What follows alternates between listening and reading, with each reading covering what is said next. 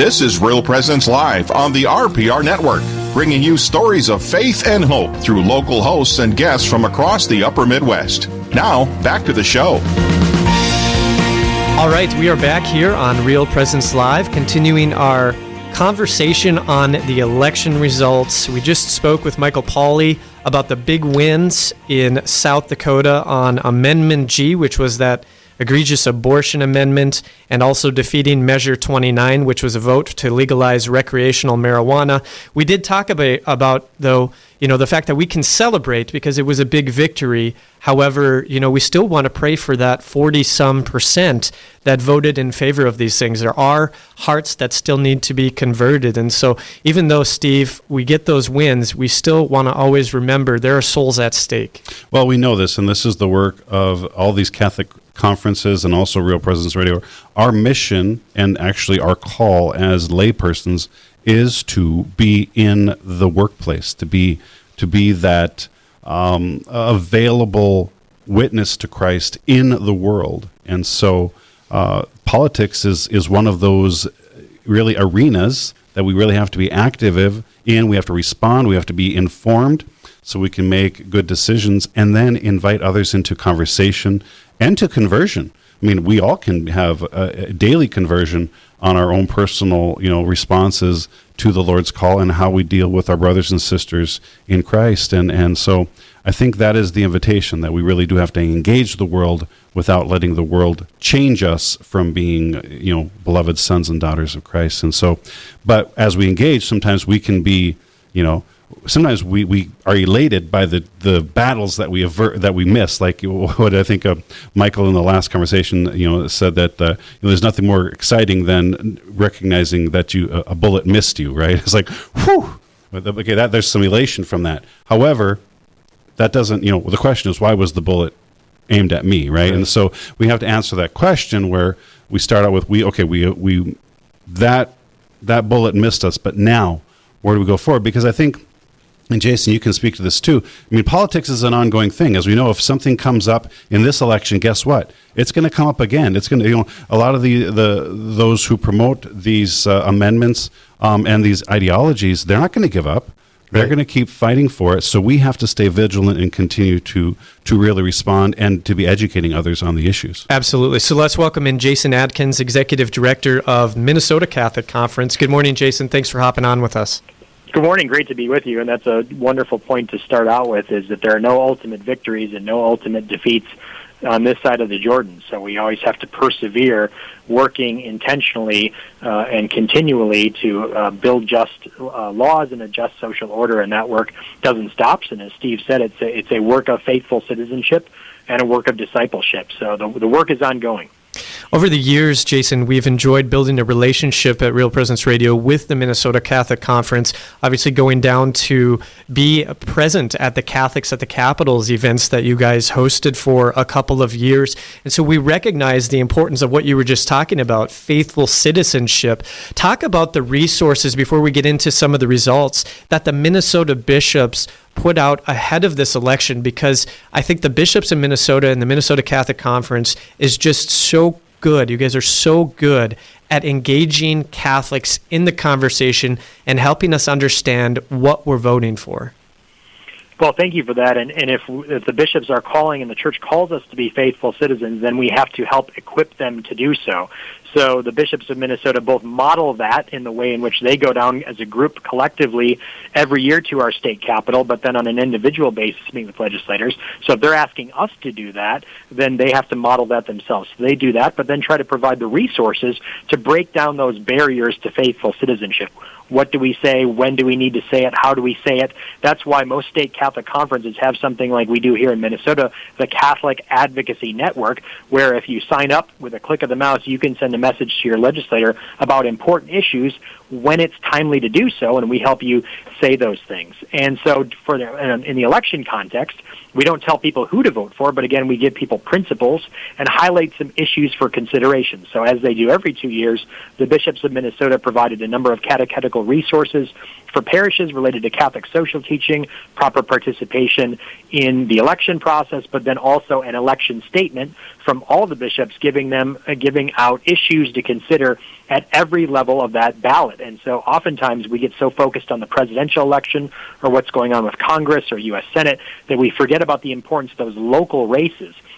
And those local races are where a lot of the big moral questions are decided, or those ballot initiatives, as we've been talking about, or those quality of life issues that are decided at the local level. And it's all about showing up and being present and knowledgeable for those things. So the bishops want to equip our people in the pew to be faithful citizens and then provide them with the resources to prudentially apply those principles in the context of voting, legislative advocacy, or even getting themselves involved in the process directly. On the point of not telling people who to vote for, but making us aware of the issues, I was just taken aback at just the outward promotion of abortion on demand, of pornography for everybody, and if we elect, if things go red, then pornography is going to be outlawed. Like the indecency which was being shown by, a Democratic platform was very concerning, and I think it really shows like what we're up against. Like as a good practicing Catholic, you can't vote for abortion. You can't vote for pornography and the acceptance of pornography in our world. There's major problems with that, Jason.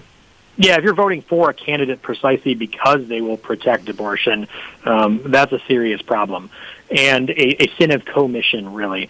But I think if you look at the election results generally, and obviously there were some disappointing state ballot initiatives when it comes to abortion, but abortion extremism lost in the sense that one party ran its campaign almost primarily on access to abortion, and it resulted in the largest Republican wins at a national level since 1994, even back to 1988. So I think abortion extremism, at least, lost at the ballot, and indeed it was defeated decisively in a number of states such as South Dakota and Nebraska and Florida. So that's some good news and some our first string of victories at the ballot box after the Dobbs decision. So that's hopeful news.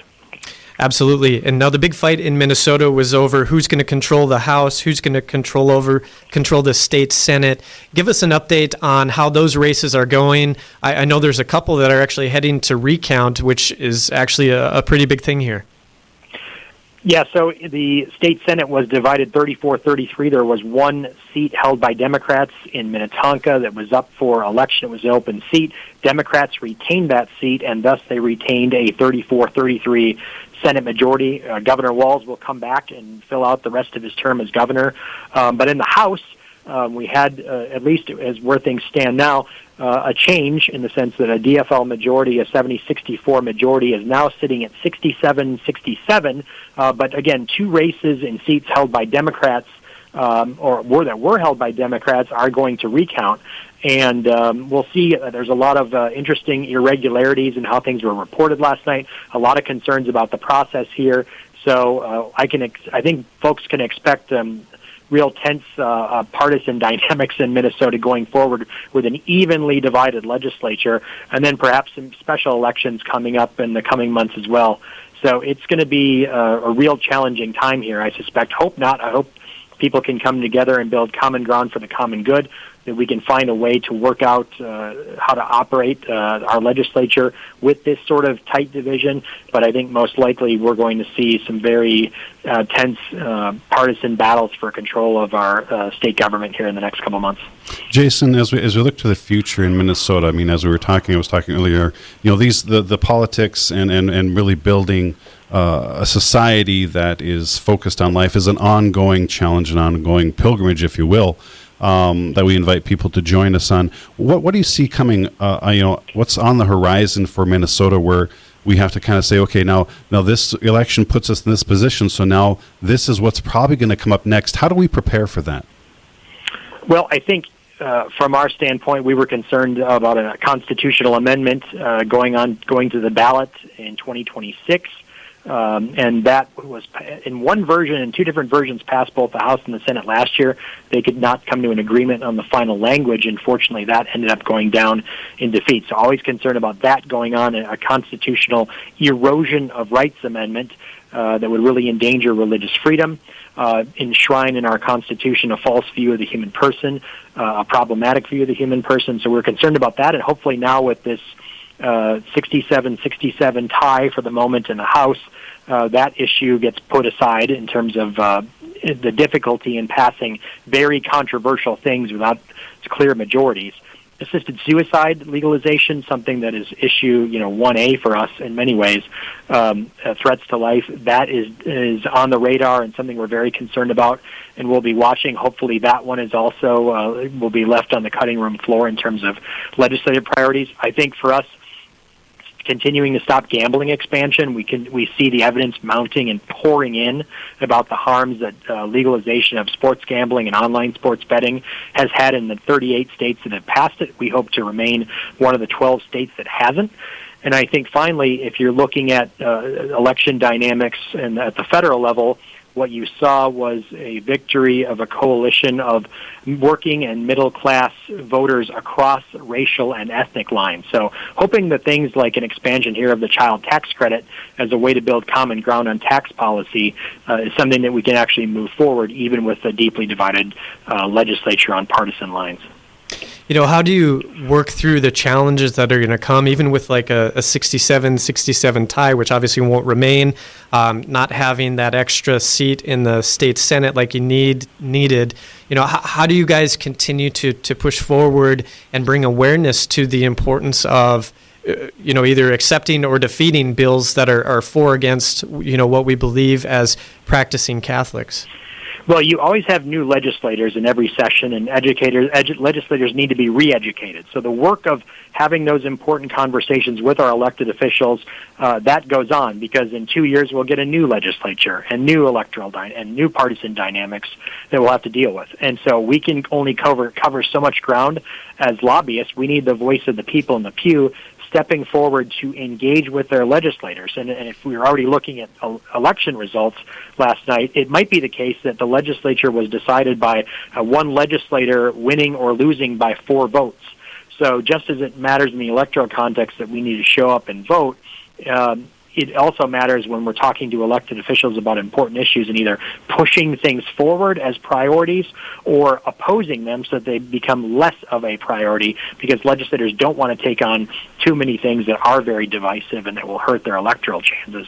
But it's really about showing up at the end of the day, and I can't underscore the importance of whatever state you're in, being a part of your state Catholic Conference Catholic Advocacy Network, the easiest way with a click of the mouse to make your voice heard. And yes, it does make a difference. And even if you don't ultimately come to an agreement on one issue or can't persuade a legislator on one issue, maybe they're less inclined to move it forward, or they get less enthusiastic about it, or maybe you can come back and get agreement with them on some other issue. So all those calls, they all make a difference.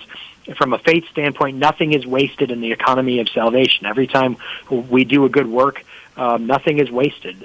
We transform the social order with one small act of love every time we do it. And Pope Francis says politics is one of the highest forms of charity.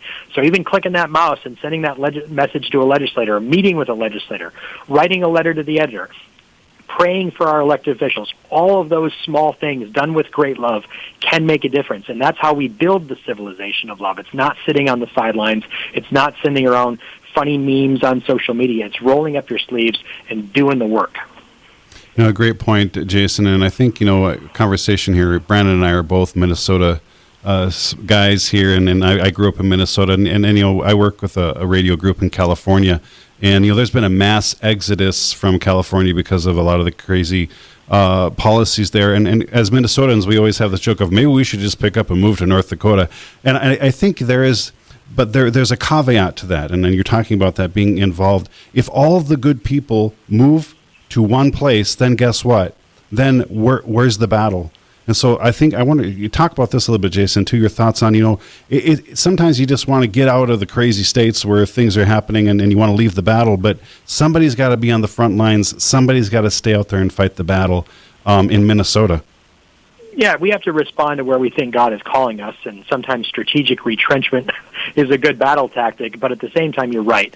There's really, at the end of the day, if you're trying to get rid of these broader dynamics that are fundamentally more cultural than they are political, there's nowhere to run. You can't avoid, getting involved in your local community and doing the work. And I think that's where we need to refocus our attention, is that we don't feel like we have as much agency at the federal level. We don't think we can make a difference. Well, where we can make a difference is in our corner of the vineyard where we've been planted. We know the issues.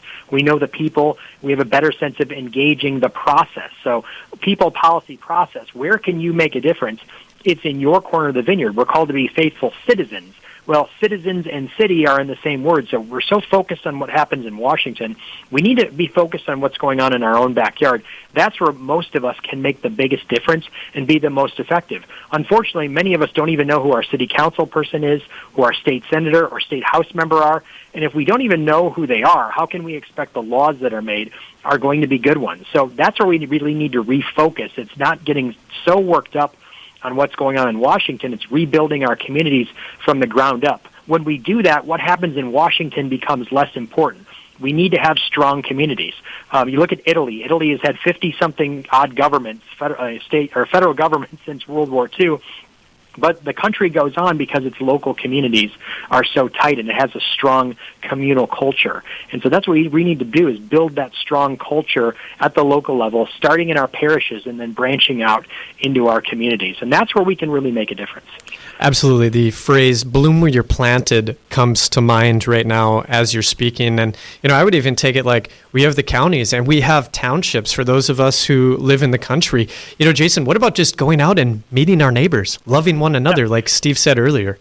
That's right. Jeremiah 29, plant gardens, put down roots. Marry your sons and your daughters. Work for the good of the city. For in the good of the city, you will find your own welfare. Grow where you're planted. Meet your neighbors. Do something very un-Minnesotan and go talk to your neighbors. Introduce yourself to them, and really rebuild thick community at the local level. That's the way forward. Because look, we can talk about elections and their importance. All they do is buy us time. You have to renew the culture. Otherwise, these are just temporary victories. It's really where changing the culture, building strong community at the local level is what really moves the needle. 100%. Really quick, where can people go to get signed up for the Catholic Advocacy Network? Our website, mncatholic.org. Again, that's mncatholic.org. Sign up, and we'll start sending you not too many emails and about what's going on, and then action alerts, where, again, we highlight an issue that's coming up. We give you a template of what the key messages are. You can personalize that and zip it right off to your legislator. It does make a difference. It sure does. Catholic.org. It sure does. Jason, thanks for your time this morning, and thanks for all you do to help spread the word about faithful citizenship in Minnesota. Just doing my job. Thanks so much. God bless you all. Appreciate it. God bless you.